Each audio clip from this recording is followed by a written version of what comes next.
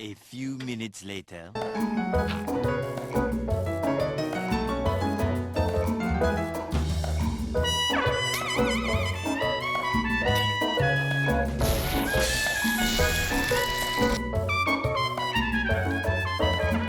Hey everybody, welcome back to another episode here in the bowl. How's it going? I'm Mac, and welcome back to episode 9. Man, can you believe it? And yes, as you saw, we are moving villagers today. I figured while the villagers are curing, I'd do this intro real quick.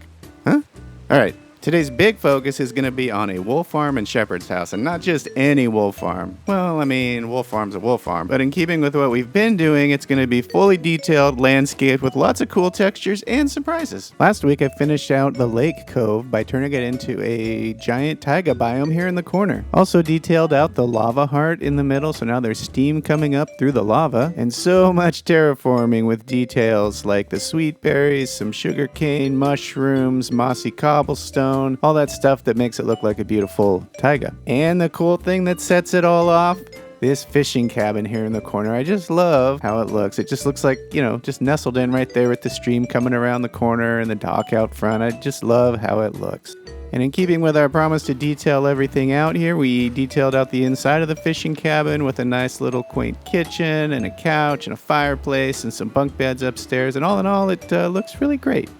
Oh, right, villagers. All right. Perfect. 1 melon per emerald. Now, since I've got these guys down here below the melon farm, I'm so overrun with melons. I can just take them from the collection area, turn and trade. So for the actual wolf farm, as in the part with the sheep and the redstone, this is the materials list. As you can see, it doesn't require a lot. It's the basic farm that most people make. But I think I might be short some observers and dispensers. Yes, I am. All right, well, dispensers need bows, so this might be a good time to go back to our skeleton spawner from way back at the beginning of the series. Across the bridge of coolness to the tower of awesomeness.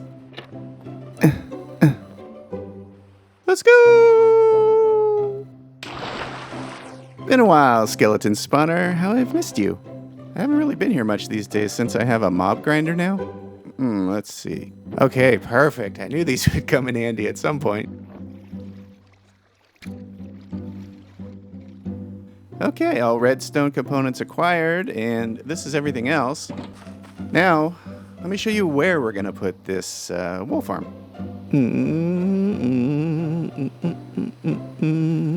Right here. Ta-da!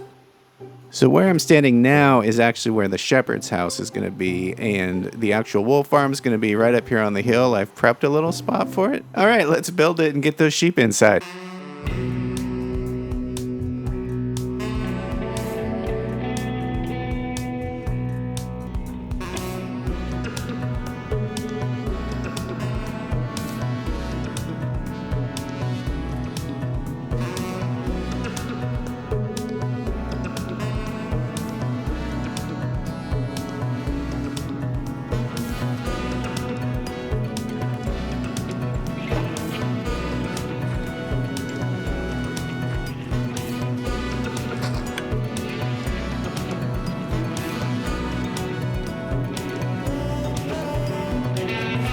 Alright, the sheep are all died, and the farm is now collecting wool.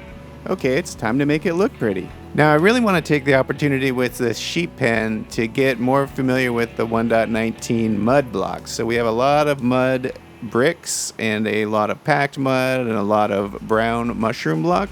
But I'm short mud, so we're gonna need to make a trip. Oy.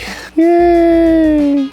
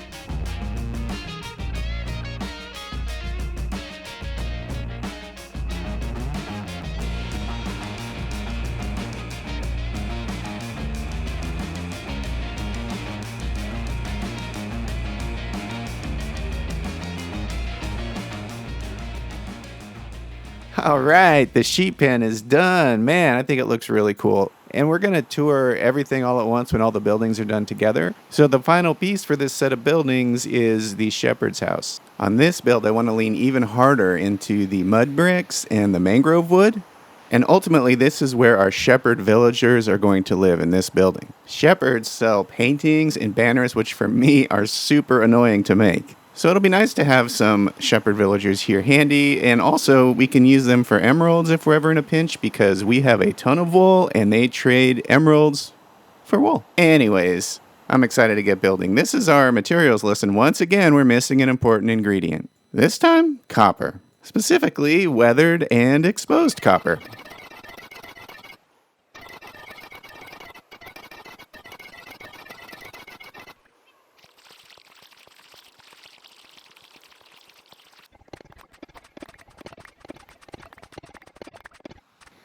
All right, so a little bit more mud just to be safe. All right, we've got plenty of hay for the mud. Let's go.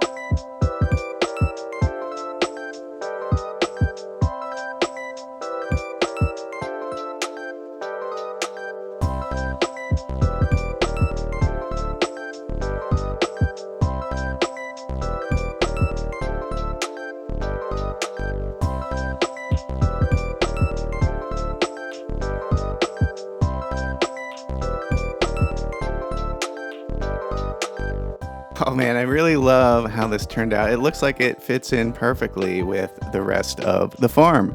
I think this is probably my favorite shot of the wool farm and the shepherd's building, particularly with the detailed stream and then all of the details and landscaping around the building. I just love it. I really love like the mangrove wood, how it's like this red dusty color. Oh man, I'm so happy with it. Okay, let's take a look at the inside of these buildings.